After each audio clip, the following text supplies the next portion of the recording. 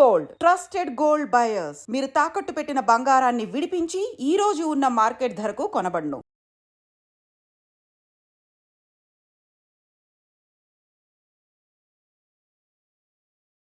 నమస్కారం అండి. నమస్కారం.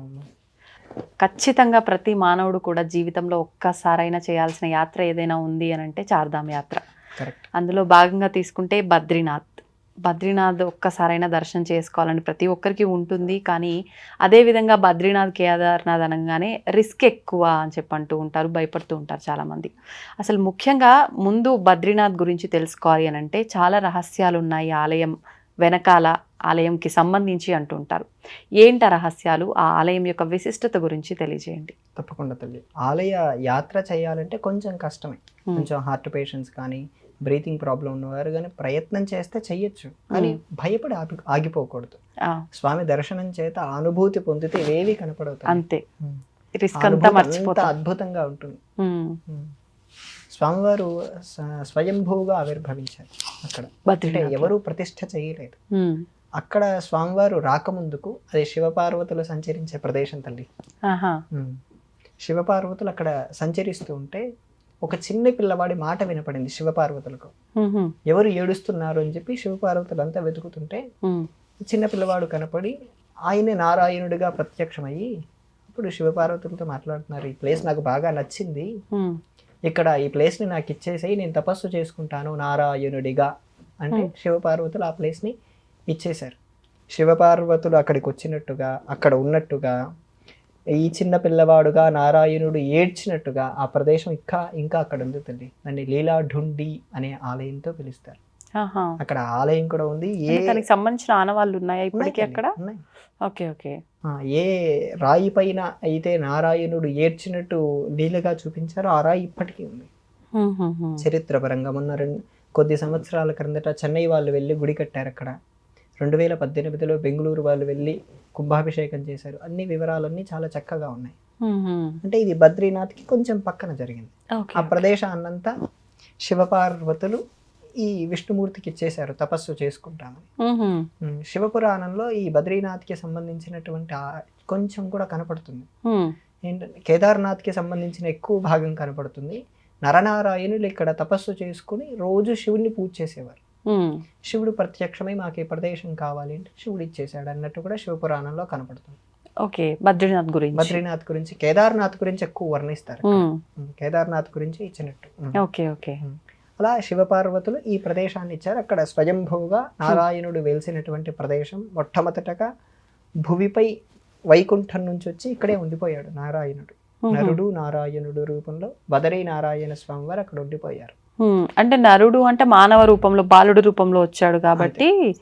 Okay okay. అలా అక్కడ తపస్సు చేసుకుంటూ అక్కడ ఉండిపోయారు తల్లి. తర్వాత అక్కడే నారాయణుడిగా శిల అయిపోయారు. అంటే స్వయంభూ మూర్తిగా అయిపోయారు. అక్కడ ఆ మూర్తిని ఎవరూ ప్రతిష్ఠ చేయలేదు. తర్వాత చాలా కాలానికి అంటే కొన్ని లక్షల సంవత్సరాలకి కలియుగం అయిపోయిన మొదలైన 2000 సంవత్సరాల తర్వాత ఒక మతస్థులు వచ్చి ఆ ఆలయంలో ఉండే మూర్తిని ధ్వంసం చేసి ఆ నిజమైన మూర్తిని నీటిలో పడేశారు. ఎదురుగానే ఇక్కడ బద్రీనాథ్ ఉంటే, ఇక్కడ బద్రీనారాయణ స్వామి వారు ఉంటే కొంచెం ఒక 20 మీటర్ల దూరంలో అలకనంద చాలా ఫోర్స్గా ప్రవహిస్తూ ఉంటుంది. అందులో పడేసి పారిపోయారు. అంటే వెళ్ళిపోయారు. అంటే ఇప్పుడు ఉన్నది స్వయంభూగా వెలసినది కాదా? శంకరాచార్యుల వారు వచ్చారు ఆ ప్రదేశానికి. అప్పటికి ఆయనకు 16 ఏళ్ళు వయస్సు. స్వామి ఇలా వచ్చారు, ఇలా ధ్వంసం చేశారు, వెళ్ళిపోయారని చెప్పి చాలా ఏడుస్తూ చెప్పారు.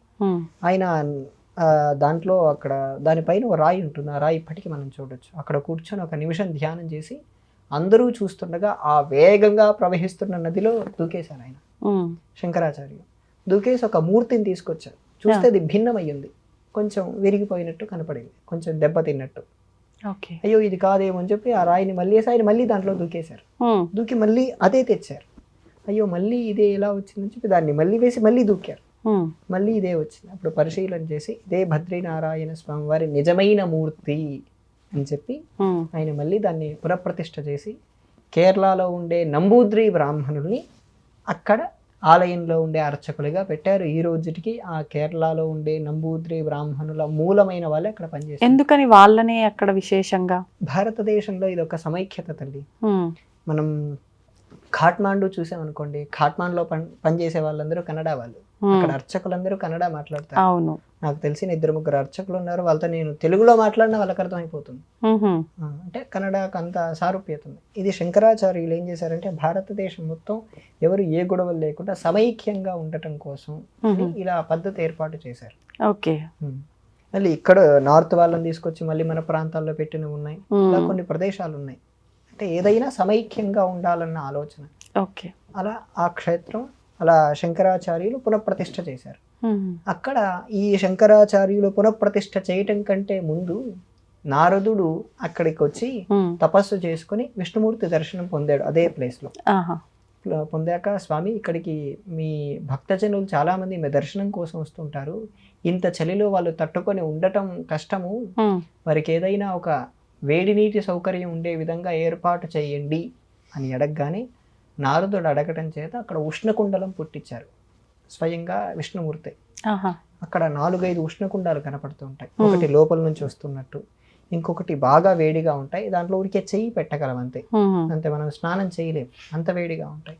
ఈ నీళ్ళే అన్నిటికీ ట్రాన్స్ఫర్ అవుతాయని నేను చూసాక నాకు అర్థమైంది.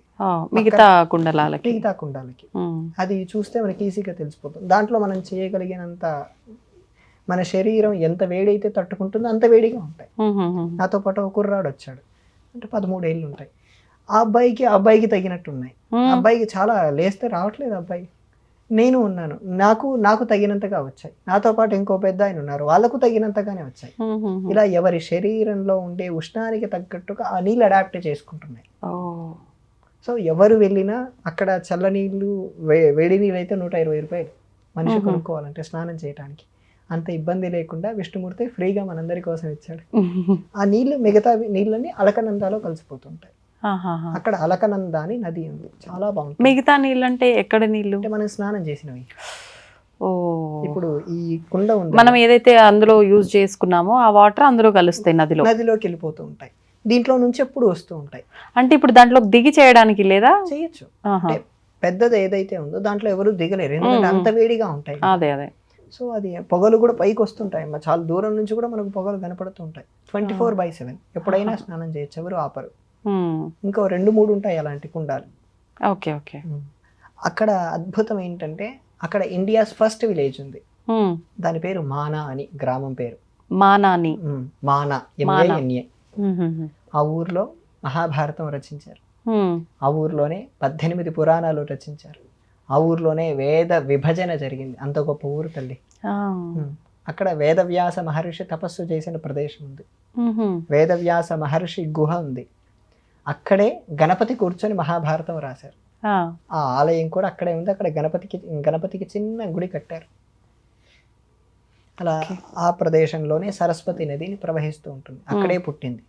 సరస్వతి నది గురించి చాలా పెద్ద విధానం ఉంది తల్లి, దాన్ని పాశ్చాత్యులు చదివారు. మన పురాణాలన్నీ చదివాక ఈ సరస్వతి నది ఇలా పుట్టింది ఎక్కడా కనపడట్లేదు. సరస్వతి మీరు ఎక్కడ చూసినా కనపడదు. మీరు ప్రయాగలో చూసినా అంతర్వాహినియే, ఇక్కడ మన కాళేశ్వరంలో చూసినా అంతర్వాహినియే, ఇలా రాజస్థాన్ లో చూసినా లోపల బయట కనపడదు ఎక్కడ. దీన్ని చూసి వీళ్ళు ఏదో పురాణాల్లో కల్పించుకున్నారని చెప్పి ఇంగ్లీష్ లో పేరు పెట్టారు, మిథికల్ రివర్ అని, అంటే కల్పించబడినటువంటి నది అని. తర్వాత వాళ్ళలో ఒకరు లేదు ఇలా చెప్పారంటే ఏదో ఉండొచ్చు కదా అని చెప్పి వాళ్ళే పరిశీలన చేసి, అవును సరస్వతి నది అనేది ఒకటి ఉండేది, 5000 సంవత్సరాల క్రిందట అంతర్ధానం అయిపోయింది అని చెప్పి వాళ్ళే మళ్ళీ నిర్ధారణ చేశారు. అంత గొప్ప నదమ్మా ఇది. అక్కడ సరస్వతి నది పుట్టింది, కొంచెం ప్రదేశంలో పుట్టింది, కొంత దూరమే ప్రవహించి లోపలికి వెళ్ళిపోయి అంతర్వాహినిగా వెళ్ళిపోతుంది. సరస్వతి నది చాలా ఫ్లెక్సిబుల్ గా ఉంటుంది. రాజస్థాన్ వాళ్ళకి రాజస్థాన్ లో ఉంది, ఇటు మనకు తెలంగాణ వాళ్ళకి కాళేశ్వరంలో ఉంది, అటు హర్యానా వాళ్ళకు ఉంది, పంజాబ్ వాళ్ళకు ఉంది. ఏ రాష్ట్రం వాళ్ళకు ఆ రాష్ట్రంలో ఈ సరస్వతి నది చాలా ఫ్లెక్సిబుల్ గా కనపడుతుంది. ఈ సరస్వతి నదిలో స్నానం చేస్తే జ్ఞానం వస్తుంది ప్రధానంగా. అందుకోసమే నేను 30,000 ఖర్చు పెట్టుకొని వెళ్ళింది. అవునా? ఇక్కడ ఉంది కదా, అంత దూరమే ఎందుకు వెళ్ళారు? అంతర్వాహినమ్మా. ఓకే, అంటే ప్రవహించేది కాబట్టి ప్రధానంగా మనం ప్రత్యక్షంగా దర్శనం చేయగలం. ఇక్కడ అనుకోండి ఎప్పుడైనా చూడొచ్చు, కానీ ఇక్కడ కూడా చేయాల్సిందే, ఎందుకంటే ఇక్కడ సంగమం ఉంది. ప్రాణహిత, గోదావరి, సరస్వతి సంగమం ఇక్కడ త్రివేణి. అక్కడ అలా కాదు, అక్కడ ఒకే నది, తర్వాత కూడా నదులు ఉన్నాయి. తర్వాత కూడా అలకనందాతో కలుస్తుంది, తర్వాత వేరే వేరే నదులతో కలుస్తుంది. కానీ ఏంటంటే అక్కడ పుట్టిన ప్రదేశం కదా, ఇంకా ఎక్కువగా వైశిష్ట్యం ఉంటుంది. నేను అందులో బద్రీనాథ్ ఎప్పుడు వెళ్ళలేదు, ఇదే మొదటిసారి. నేను బద్రీనాథ్ గురించి చాలా చదువుకున్నాను. వరాహ పురాణంలో బద్రీనాథ్ గురించి చదివాను, ఇంకా వేరే వేరే బ్రహ్మాండ పురాణంలో బద్రీనాథ్ గురించి చదువుకున్నాను. ఇలా చాలా పురాణాలు. మీరు మొదటిసారి వెళ్ళారా? ఇది మొదటిసారి. ఇప్పుడు బద్రీనాథ్కి మీరు చెప్పిన ఈ సరస్వతి అమ్మవారు, ఈ గణపతి రాస్తున్నది, ఇదంతా ఎంత దూరం ఉంటుంది అక్కడ 4 నుంచి? కిలోమీటర్లు. 4 కిలోమీటర్లు. Okay okay. అక్కడే ఆ బద్రీనాథ్ కి దగ్గరలోనే గంధమాదన పర్వతం అని ఉంది. ఆ గంధమాదన పర్వతం దగ్గర హనుమంతుడు నిరంతరం రామనామ జపం చేస్తూ అక్కడ ఉంటారు తల్లి. అక్కడ నుంచే యోగులు ఎవరైనా అవ్వాలి అనుకుంటే ఆ గంధమాదన పర్వతం దాటాకే ఋషులు కానీ వాళ్ళందరూ దాని తర్వాతే ఉంటారు. ఓ, అంటే ఇప్పుడు ఈ వీళ్ళంతా మనకు ఎవరైతే సాధువులు అఘోరీలు అందరూ ఉంటారని చెప్తా, వాళ్ళంతా అక్కడే ఉంటారా? ఉంటారు. అంటే మనుషులకు కనపడరు, కానీ దాని గంధమాదన పర్వతం దాటాకే ఉంటారు. బాగా అంటే బాగా మంచి సాధన చేసిన వాళ్ళు, 500-600 ఏళ్ళు వయస్సు దాటింది అన్న వాళ్ళందరూ ఈ గంధమాదన పర్వతం దాటాక వాళ్ళందరూ ఉంటారు. ఎవరైనా మామూలు వాళ్ళందరూ దీనిలోపే ఉంటారు. ఎందుకంటే దానికి అలవ్ లేదు, వీళ్ళ శరీరం అంత తట్టుకోలేదు, చాలా చాలా చల్లగా ఉంటుంది.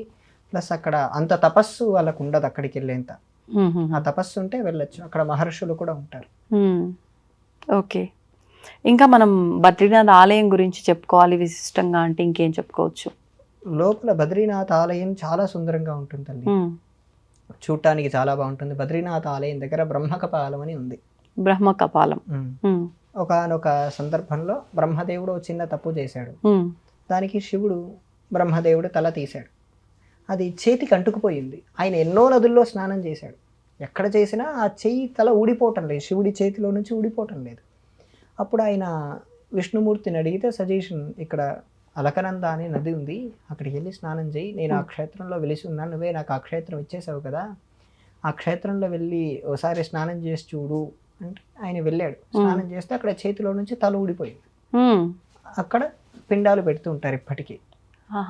గయా ఎంత ప్రసిద్ధమో పిండాలు పెట్టించడానికి పితృదేవతలకు. అలా బ్రహ్మకపాలం అంత ప్రసిద్ధమైన క్షేత్రం. పితృదేవతలకు బాగా పుణ్యలోకాలు కలగాలన్నా, మంచి సద్గతులు కలగాలన్నా అక్కడ పెడుతూ ఉంటారు. అక్కడ వెళ్ళిన వాళ్ళు పెద్ద తప్పు చేస్తున్నారు. ఏంటండి? బ్రహ్మకపాలంలో పిండాలు పెట్టేస్తే ఇంకెప్పటికీ పెట్టనక్కర్లేదు అనే కాన్సెప్ట్ తో అక్కడ వెళ్ళి పెడుతున్నారు. అది రాంగ్. తప్పు. అక్కడికి వెళ్ళి పెట్టినా ప్రతి సంవత్సరం పెట్టుకోవాల్సింది. ఓకే. సాధారణంగా ఇది 6 నెలలు మాత్రమే తెరిచి ఉంటుందండి. ఈ మూసేటప్పుడు పెద్ద అద్భుతం జరుగుతుంది. ఏంటండి? ఆలయం లోపల పెద్ద వత్తి వేసి 6 నెలలకు సరిపడా నూనె పోసి వెలిగించి వెళ్తారు. అంత మంచులో కూడా 6 నెలల తర్వాత తెరిచి చూస్తే ఆ దీపం వెలుగుతూనే ఉంటుంది. ఇది మొదటి రోజు వెళ్ళిన వాళ్ళందరూ ఎక్స్పీరియన్స్ చేస్తారు. మొదటి రోజు మాత్రమే కాదు, తర్వాత కూడా వెలుగుతూనే ఉంటుంది. అంటే ఈ అర్చకులు దీపాన్ని సరి చేస్తారు. ఈ 6 నెలలు వాళ్ళు మూసేస్తారు. సరి చేయడానికి ఉండదు. ఆర్మీ కమాండర్ లో ఉంటుందంతా, ఎవరు వెళ్ళడానికి లేదు, వాళ్ళ దగ్గర తాళాలు ఉన్నాయని తెరిచేయడానికి లేదు. దానికి ఒక ట్రస్టీ ఉంది, వాళ్ళందరూ ఉండాలి. చాలా అందులో ఏంటంటే ఆలయంలో జరిగే అర్చనాదులన్నీ కింద జరుగుతాయి తల్లి, కొండ కింద జరుగుతాయి. లోపల ఉండేటువంటి ఉత్సవ విగ్రహాన్ని తీసుకొచ్చి కింద పెట్టుకుంటారు. ఈ మంచు ప్రదేశం పడకుండా జోషి మఠ్ అనే ప్రదేశం ఉంది, అక్కడే శంకరాచార్యులు పీఠాన్ని స్థాపన చేశారు. శృంగేరి, బదరి, పూరి ఎలాగో అలాగా అక్కడ పీఠాన్ని స్థాపన చేశారు. అక్కడ పెట్టుకుని ఆరాధన చేస్తూ ఉంటారు. Okay okay. అయిపోయిన తర్వాత అందరూ ఈ విగ్రహాన్ని చెప్పులు లేకుండా అంత మంచులో పెట్టుకుని పల్లకిలా తీసుకెళ్తుంటారు. ఇది కేదార్నాథ్ లో కూడా ఇలాగే సాగుతుంది. ఓకే. అంటే మొత్తానికి ఈ 6 నెలలు మూసివేసి ఉన్నప్పటికీ ఆ దీపం మాత్రం అలా వెలుగుతూనే ఉంటుంది. మంచు చాలా తిక్కుగా పడుతుంది. అదేంటంటే సంవత్సరంలో అక్షయ తృతీయ అని వస్తుంది తిథుల పరంగా. అక్షయ తృతీయ అయ్యాక తెరుస్తారు ప్రతి సంవత్సరం. డేట్లు వాళ్ళు ముందే అనౌన్స్ చేస్తారు. ఆ గుడి వాళ్ళు ఎప్పుడు తెరుస్తాం అని చెప్పి వాళ్ళు డేట్లు అనౌన్స్ చేస్తారు. ఆ అక్షయ తృతీయ అయిన 3-4 రోజుల తర్వాత గుడి తెరుస్తారు. కార్తీక మాసం 2-3 రోజులు స్టార్ట్ అయిందనంగా మూసేస్తారు. 6 నెలలు అలా వాళ్ళ క్యాలిక్యులేషన్ పరంగా 6 నెలలు. ఇలా 4 ధాములు అంతే తల్లి. బద్రీనాథ్ అంతే, కేదార్నాథ్ అంతే. అంటే వీళ్ళకు తిథుల భేదాలు ఉన్నాయి, ఒక్కొక్కటి 2-3 రోజుల తేడాలో మూసేస్తారు. ఓకే. ధన్యవాదాలండి.